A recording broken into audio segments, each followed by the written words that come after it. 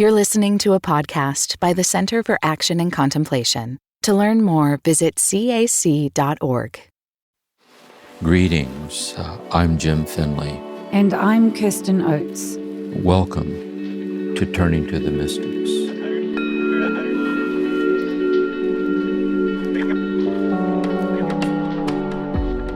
Welcome, everyone, to Season 10 of Turning to the Mystics. And I'm here with Jim. Jim, welcome. And we've made it to double figures, to Season 10. Yes, we did. I'm grateful for how well this has been received, and we can continue on sharing these insights with people. Well, with that, let's get started, Jim. Let's have the big announcement. Who is our new mystic for Season 10? Yes. In all our sessions so far, we've been turning for guidance to the Christian mystics. And we're going to continue doing that in further sessions. But here for the first time, I want to start turning to poets with a strong kind of mystical tone to their poetic voice. And this time we'll be turning to T.S. Eliot in the poem Four Quartets. And as with the mystics, I'll be reading a stanza in the poem and then translating the message of the stanza to serve our purposes here on how we can experientially allow these words of T.S. Eliot to deepen our experience of and response to God in our life. And so we'll be walking through this poem in that way. Yeah, beautiful. I'm so looking forward to it. And Jim, I think it would be helpful just to talk through what a mystic is. Now we're shifting from these classical Christian mystics we've been studying into poetry. How do we think about mysticism and how the poet might join the mystical? It would be good to keep doing this every so often because the term is so atmospheric to the essence of what we're saying, guidance from the mystics. And so what does that even mean? How does that apply to us? So it'll take a few minutes to walk through this. And here I want to share, to say first that there are vision aspects and path aspects to mysticism. The vision aspect is a spiritual worldview, we might say, of contemplative Christianity, of the contemplative traditions of the world religions. And here I'm going to be returning, we saw this in Merton, we saw it in others, to Karl Rahner. Puts the vision this way. Understands that the grace of God is God's self-donating presence, giving itself away as the presence of ourselves, others, and all things. So it's the divinity of the immediacy of everything. And this is why then every event in our life where we're awakened by the value of life, we're awakened to the goodness of life, or the call to be true to ourselves is God. Even though we might not be explicitly thinking of God as God, it's the divinity of the immediacy of life itself as holiness. And then when we think of it in terms of religion, like for us in the Christian dispensation of Christ, it makes explicit that divinity in our tradition. And so there's two ways of looking at this. There's the mysticism in the broad sense, which is the mysticism of daily life. And so mysticism is basically this. It's all the ways that we experience God's presence in our dreams, in the providential nature of the unfolding of the events of our life, in our relationships, that felt sense of knowing that we're being sustained by and God is one with us in life itself. And the call to be faithful to that through love and through gratitude, through fidelity, and so on. And so there's that. It's the mysticism of devotional sincerity this way.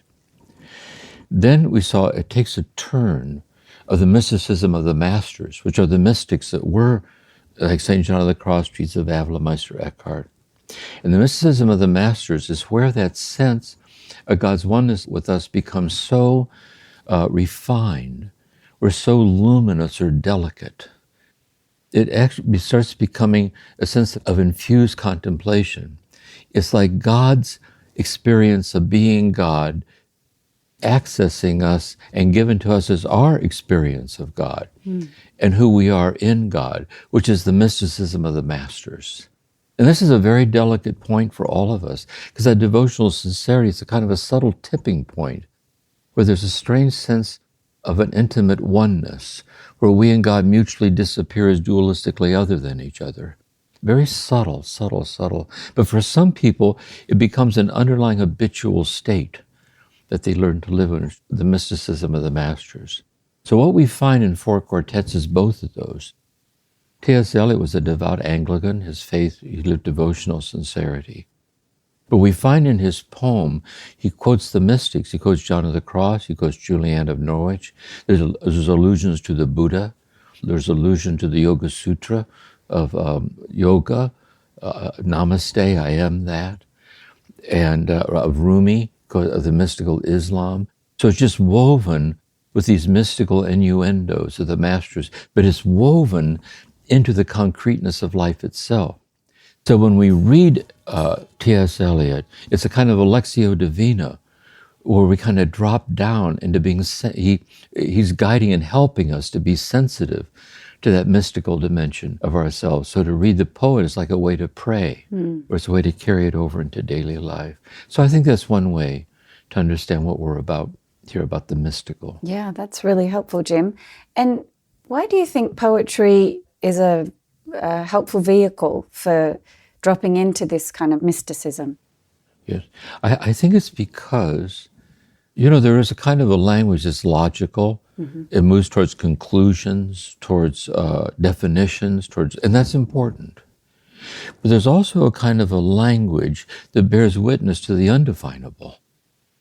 In this sense, for example, when two people say to each other, "I love you," it's something mystical, in that their love for each other is not a fact. This is something they can turn to and like, there it is. So it's the language of lovers. It's the language that comes up when we're speaking to children.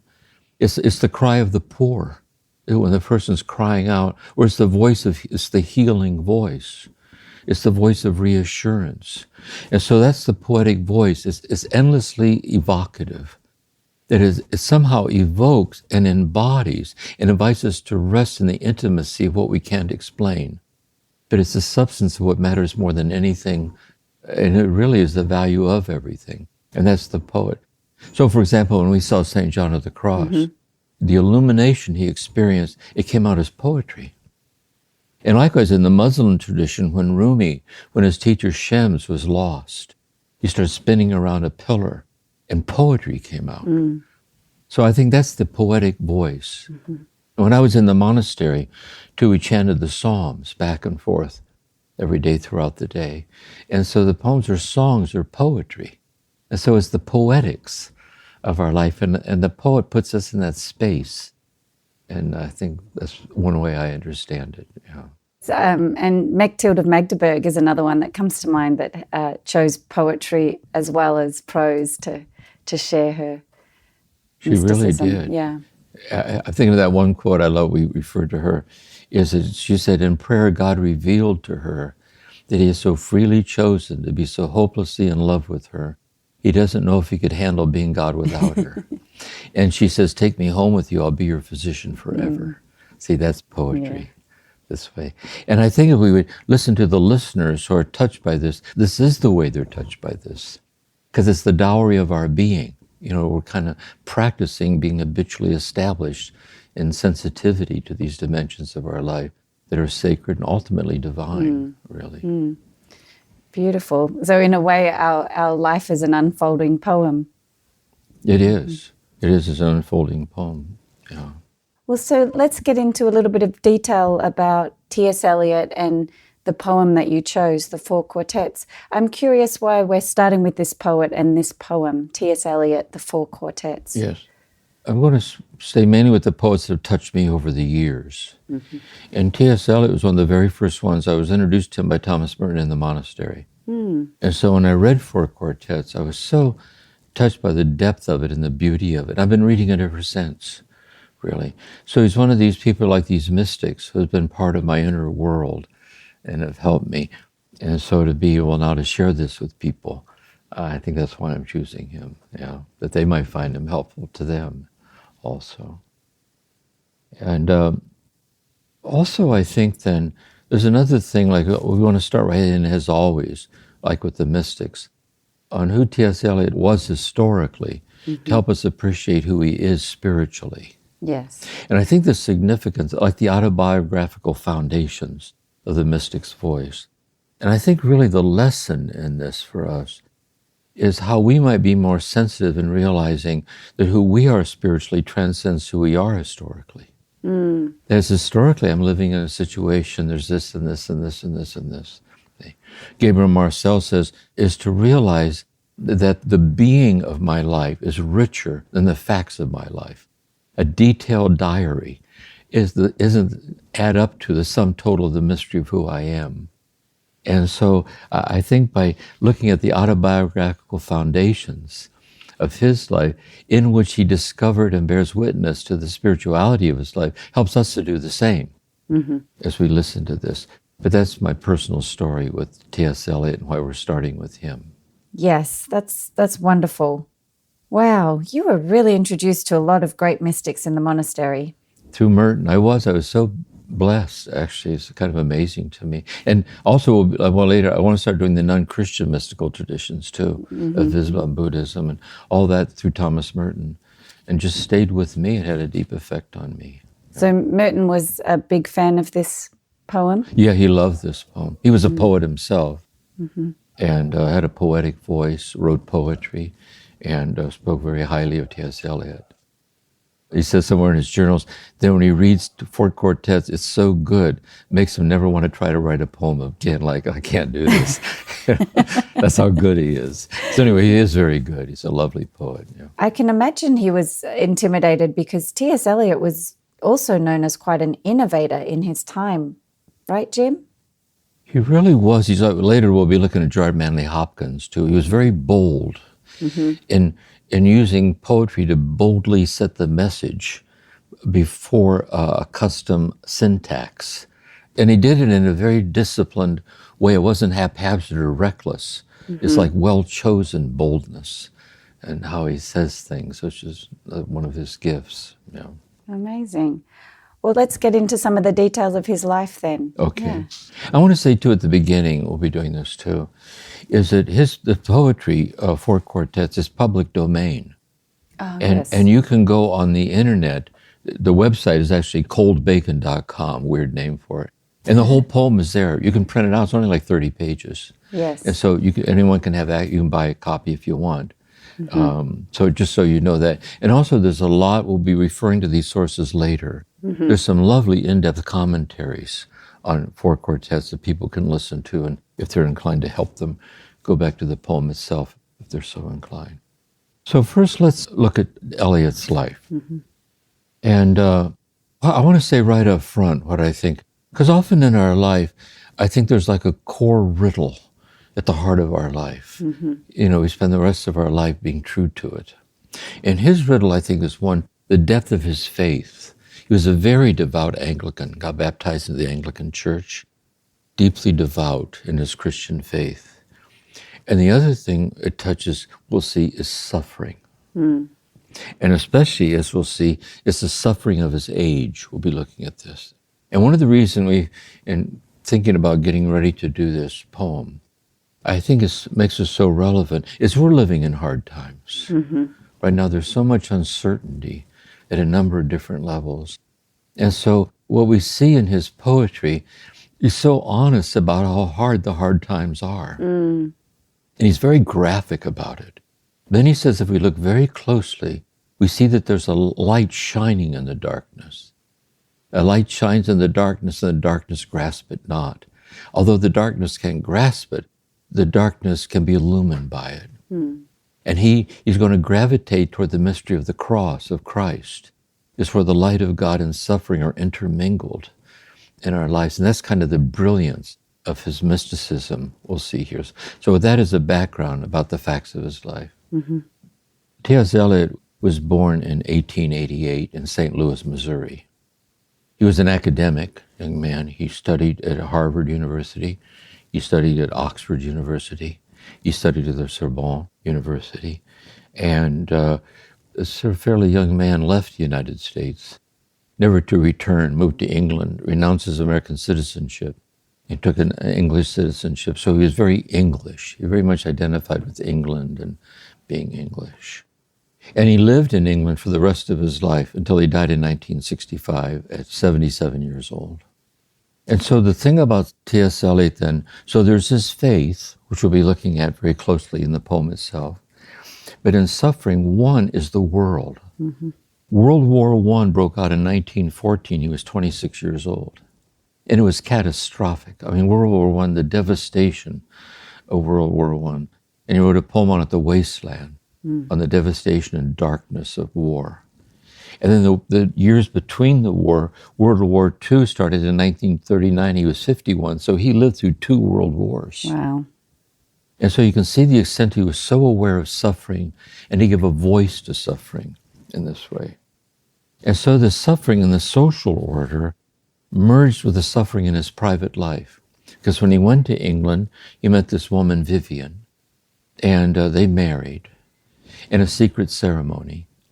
And it was a very unhappy marriage, very troubled marriage. They were poor and they struggled. And she had an emerging pattern of ongoing mental difficulties and problems. And so a lot of his suffering was the falling apart of his marriage and the despair of the marriage.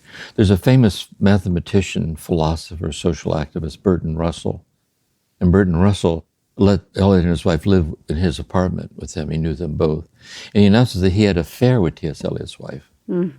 And so there was like devastation upon devastation on Eliot. Fell apart. Later on, she was admitted against her will by her brother to an asylum, to a mental hospital. And she died in the mental hospital. He never visited her there. He just thought it was like there was nothing there. So you have the suffering of his social order, the suffering in his marriage, and the unhappiness of not finding love. You know, searching for love, just like that eluded him. And this is where his poetry, so for example, in The Wasteland, the earlier poem, it's very dark. But when you see in Ash Wednesday and Four Quartets, you see this very Christian sense of the light of God shining in the darkness and the consolation of that, which is really what the poem is about. Also, what's interesting is as he got older, he stayed single for a long time, took a vow of celibacy. And I think he was planning to stay that way. He was even thinking of retiring, living in a monastery. And he met this woman who was his assistant. And at the time, I think he was in his 70s. She was 30. And she was very taken by him. At 14 years old, she read his poetry. She couldn't believe she even got to work with him. Wow. And here they fell in love and got married. Aww. And lived together very quiet, like homebodies. And he wrote, he said, we stay home a lot together alone. We drink drambuie, eat cheese and play Scrabble. And he had this sense of like ordinary happiness that had eluded him. So I think the light of the sacred merged with the light of the happiness of his daily life. Also worth noticing with him is he was a very public poet. Some poets are very anonymous. They do not appreciate it after they die. William Blake will be looking at him, Emily Dickinson, others.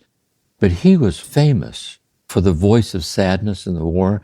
And then when he wrote Four Quartets, he was seen as a sage. He founded a journal called Criterion, which is a very esteemed and exclusive literary journal. He became editor at Farber and Farber at a publishing house. He won the Nobel Prize for Literature. Yes. So he really enjoyed this sense of recognition of himself. And he was very aware of that too. I think it's a calling that he had to be faithful to that. He wrote essays on literary criticism, essays on history. He was a kind of Renaissance man in a sense. And so that's T.S. Eliot's life.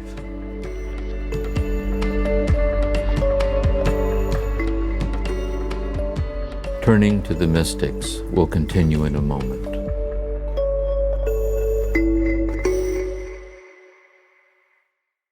Many of us feel increasing anger at injustice, violence, and indifference in our world today. Join us March 14th for What Do I Do With My Anger? An online gathering featuring Richard Rohr and Brian McLaren. Learn ways of transforming anger into loving action, inspired by Father Richard's new book, The Tears of Things. Register today at cac.org/anger. That's cac.org/ANGER. What does it mean to embody salt and light? In 2025, Richard Rohr's daily meditations turn to Jesus' timeless metaphor for reflecting love into the world. Amid this season of uncertainty, join us in living with trust, being salt and light. For 18 years, the daily meditations have inspired thousands of readers like you. Subscribe today at cac.org/saltlight2025. That's cac.org/SALTLIGHT2025.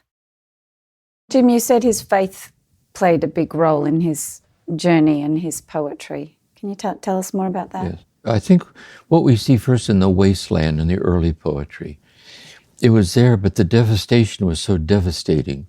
The poem was as dark as the war itself. You could just feel that. But what started to happen through his faith is he began to realize in faith there is the presence of God that transcends and wholly permeates the suffering itself. And if we can learn to see the light of God that permeates the suffering itself shining in the suffering, then he began to see really this is a kind of a spiritual awakening, like a great turning of being at peace, again, which the whole poem culminates toward the cross and the resurrection. And so he's trying to write a poem that helps us experience that too. Like, what's this trajectory? You know, sometimes in here we talk about that God is a presence that protects us from nothing, even as God unexplainably sustains us in all things. Mm-hmm. And for me personally, I think as a trauma survivor, and for 30 years I did trauma therapy, and what you find in trauma, and you see this in T.S. Eliot, is that trauma is traumatizing. You know, you can lose your way in it. Mm-hmm. But when we walk with it and sit with it and find someone to be present to it, we can start discovering down in the depths of trauma a deeper depth of a sustaining presence. And we realize it isn't that we're not grateful for the path of healing and recovery if we're fortunate enough to do that. But we know it's so important to never forget what we learned in the darkness, about the light in the dark and birth and death and so on. So I think this became very much in the forefront, and this is very much at the heart of four quartets for them, I think. Yeah. And I guess his audience were living through the same social trauma as him. So there was like a core experience that everyone was in that he really spoke to. I think exactly right. But I also think something else for like the life of devotional sincerity, like mysticism in the broad sense. Mm-hmm. His poetry invited the devout Christian person to be deeper, more radicalized in their faith and its mystical dimensions of the divinity of the day by day. So I think he inspired many people that way. Mm-hmm. Yeah, beautiful. Yeah, it's so interesting that he was experiencing the kind of trauma you were describing, but in the social order as well as deeply in his personal life. So that exactly. Yeah, that's exactly right. And so the poem then itself, four quartets, is actually four poems. It's like four quartets. And what's very interesting, it has a musical theme. So in chamber music, where there's a quartet, the people playing in the quartet have to listen to each other. And so in each poem, the stanzas interplay with each other. See? So four quartets is four quartets, but all four resonate with each other. So we'll see it's like a symphony, movements of a major symphony. There's a kind of a symphonic movement. And he tries to help us get in touch with the symphonic nature of our life. Each of us we're living in these phases, but the phases have different layers to them and dimensions to them. But each phase is related to the other phases. So the poem also does this for us. So we're going to start, just like I did with the mystics, we're going to start with the first poem, Burnt Norton. And what I'm going to do then is I'm going to read a stanza and then share with you what has helped me in that stanza about my own life, my own sense of God, so that the listeners can see what they see in the stanza. Because really, I think it's very dense, intuitively dense. Like a lot of these mystics are that way. It's not a light read. You know what I mean? You can't skim read a mystic. You just can't. It's very, like everything they say counts. So how can we take it and make it more experientially accessible without watering it down. That's been my thing. So that we can realize that actually we're not used to listening to such language because we're not used to listening to the simplicity of it. We're touched by it, but we don't stay long enough to be transformed by it. And so the poem helps us stay there in a meditative state. And so that's how we're going to go through the poem. Yes, beautiful. In a meditative state or a state of confusion and frustration. Exactly. And also how to be meditatively confused. To be meditatively frustrated. Because often when we're frustrated because we can't figure it out. Yes, exactly. But what T.S. Eliot is saying, but what if it's not figure-outable? So you get a spiritual hernia trying to figure out the unspiritual. Not everything's reducible to a conclusion, and neither are you, neither am I. Because it's the divinity of who we are. And so that's what we're going to see, how he does this over and over and over again for the whole poem. It's delightful, really, I think. Yes, I'm so looking forward to it. And Jim, the historical context of the poems is important too. They're located in real places, and there's some historical context that kind of is the context for his poetry for those poems. Let me give an example of this. This isn't very, and also you see this in Celtic spirituality too, the spirituality of place. And so the first poem is Burnt Norton. I'll be repeating this when we do Burnt Norton. I'll say it now to give an example, because each poem is like it's a place. The Burnt Norton is an actual place in England. It's a manor house. In the 17th, I don't know when, there was a wealthy person who lived in this manor house in England. And he fell in love with this woman. And he brought her to his estate, to the manor house. And he started courting her and so on. And she said, a butterfly needs wings. And therefore, if you build an extension on both sides of your manor house, like the wings of a butterfly, I'll marry you. Oh. And he did. Wow. He actually built this whole thing to win over the beloved. She moved in with him. They were living together, and she was an alcoholic and cheated on him. He killed her, set the place on fire and killed himself. Oh, wow. That's Burnt Norton. So the poem opens there. Yeah. But what the whole poem's about, see, it opens at a tragic place. But the poetry shows it's not just tragic, because children are there, the dead are there, the divine is there. So that's the paradox that runs through the whole poem and where we are in our own life and our own passages and so on. So every of the 4 poems is a place that has its own meaning. We'll talk about it. And then that helps us to see the meaning of where we live. The internalized inner landscape, the configuration of the furniture in our living room, the concreteness of where we live out our lives. And the poem tries to help us be sensitive to that. Yeah, that's really helpful to know up front, because I know when I first started to read the poem, it was hard to make sense of a lot of things without understanding that broader context, because he's really assuming that context as he writes the poem. One of the things about T.S. Eliot, because he was so educated and bright, he assumes a lot. And some poets, they reach out to us. He doesn't reach out to us. He just stays where he is. We have to go to him. And so some of it's intuitive. That's what I want to say here. It's mystical. If you just sit quietly with it, how do you decode it? Some of it has historical reference, theological reference, and so on. And so we'll be filling those in so we can kind of see. He doesn't explicate those innuendos, but they run through all of his poetry. Yeah. So I'm so grateful for your guidance in that, Jim. That's going to be wonderful. Another theme that comes through the poem, you've discussed place, you've discussed suffering as a theme, you've discussed divinity as shining through. Another one is time and how we experience time as human beings. That's really true. Time is nothing that just runs through all of it. So in one sense, it's the passage of time. I was thinking this the other day, when we look at old pictures, T.S. Eliot talks about an evening with the photograph album sitting there. So when you see a picture of yourself as a child, you are that person, but you're not. In our own past, we say it so happened. It came to pass. But what Eliot is saying, the things that lived in the past, and they live on inside of us.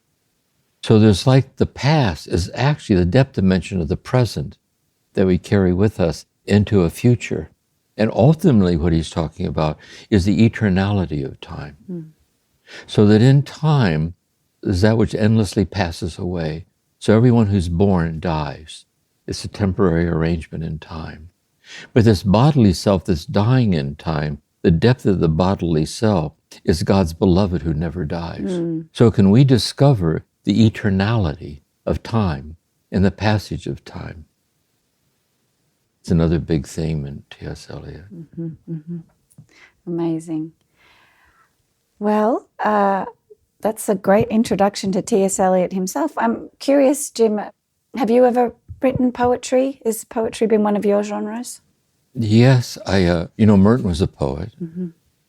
And I was there studying the mystics under his guidance, and also studying medieval philosophy, Duns Scotus and Aristotle and Aquinas and so on with Dan Walsh. But also I wrote poetry. And I share this in my memoir, but when I was sexually abused at the monastery, I had a breakdown and I burned all my poetry. And I haven't written poetry since. I can't bear to write it. But I feel that my language is very poetic. Yes. Like there's a poetic language, like a poem in blank verse. Because you listen very closely to what I'm saying, I'm not explaining anything. Seriously. There's things to be explained. And as sidelines, we explain things. He did this, and there's little sidebars where we do that. But it's not about explaining, it's about opening our heart to the intimacy of the unexplainable, in which alone our fulfillment lies hidden, which is God ultimately. So, yeah, that's how I think that's another reason I relate to poets that way. Yeah. I'm so sorry to hear about you burning your poetry, and that the trauma had that effect on you. That's yes. I myself have never been gifted at writing poetry, but there was a time that I went through just some really terrible suffering, and one of the ways that I was able to manage it was this poetry started coming out of me.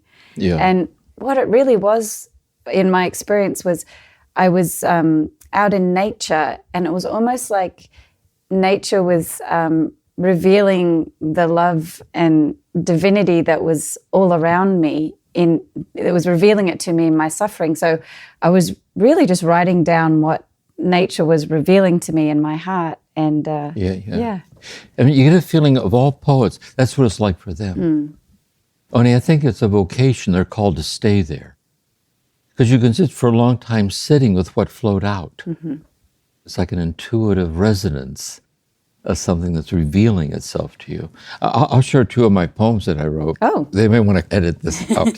I was 18 years old when I entered, so just two of them are coming to me now. And I told this too, at the time when I took Simple Vows, I left Merton. I was with John Hughes Bamberger, who was a psychiatrist. He was Father Master of the Simple Professed. And I shared this poem with him. And in the poem I said, "And here we sit now beneath the blanket, before the flames, and I, gazing into the flames, your eyes." And John Hughes Bamberger said, "I hope that was written a long time ago," because the monk, I said, "It wasn't, I wrote it yesterday." And another one was, Elijah, the prophet Elijah, he's in the lion's den. And Habakkuk, an angel, takes Habakkuk with a pot of porridge and lifts Habakkuk up by his hair and carries it into the lion's den to feed Elijah. It's a great poem. So I wrote a poem about, here comes Elijah, held by his hair by an angel, holding the boiling pot of porridge between his scalded knees. I said, how strange God's ways are of deliverance. So I would write little poems like that. I had a whole set of them, and I burned them. So. Oh, wow. Well, what a gift. They're just coming back now. Yeah, they stay with me. Yeah, that's sweet, Jim. Thank you for sharing that. I love it. I know many of our listeners write poetry. We've received some beautiful poems from listeners over the years in That's response really to your beautiful teaching, Jim. So I think we've covered everything we wanted to cover today. I wonder, Jim, if you just want to give us a little taste of T.S. Eliot before we leave. Yes, let me do that.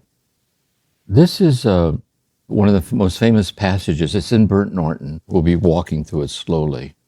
And so I'll read the stanza.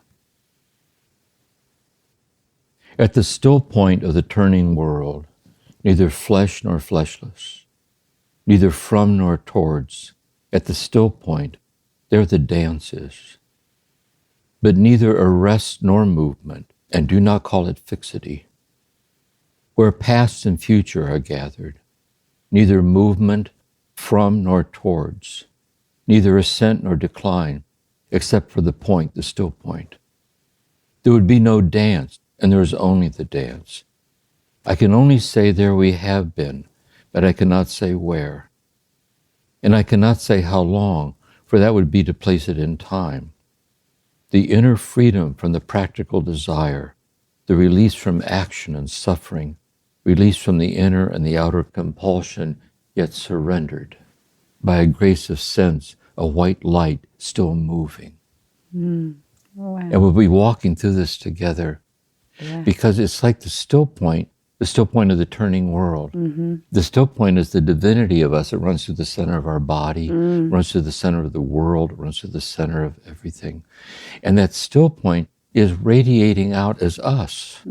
So the dance is really the dance of the divinity of the still point. But what the poem is about is in the centrifugal force of the day's demands. We keep spinning out away from the all-encompassing center, which alone is real.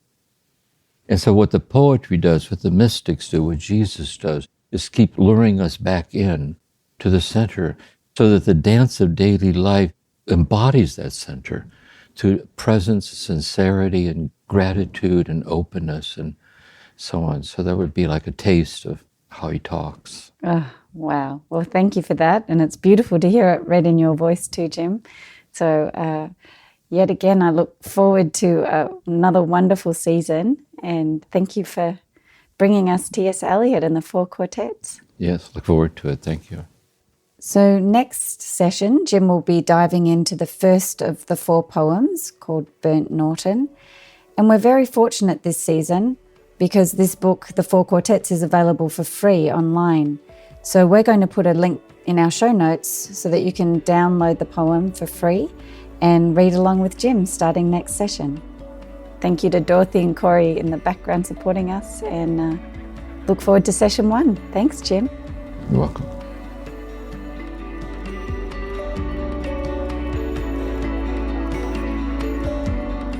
Thank you for listening to this episode of Turning to the Mystics, a podcast created by the Center for Action and Contemplation. We're planning to do episodes that answer your questions. So if you have a question, please email us at podcasts@cac.org or send us a voicemail. All of this information can be found in the show notes. We'll see you again soon.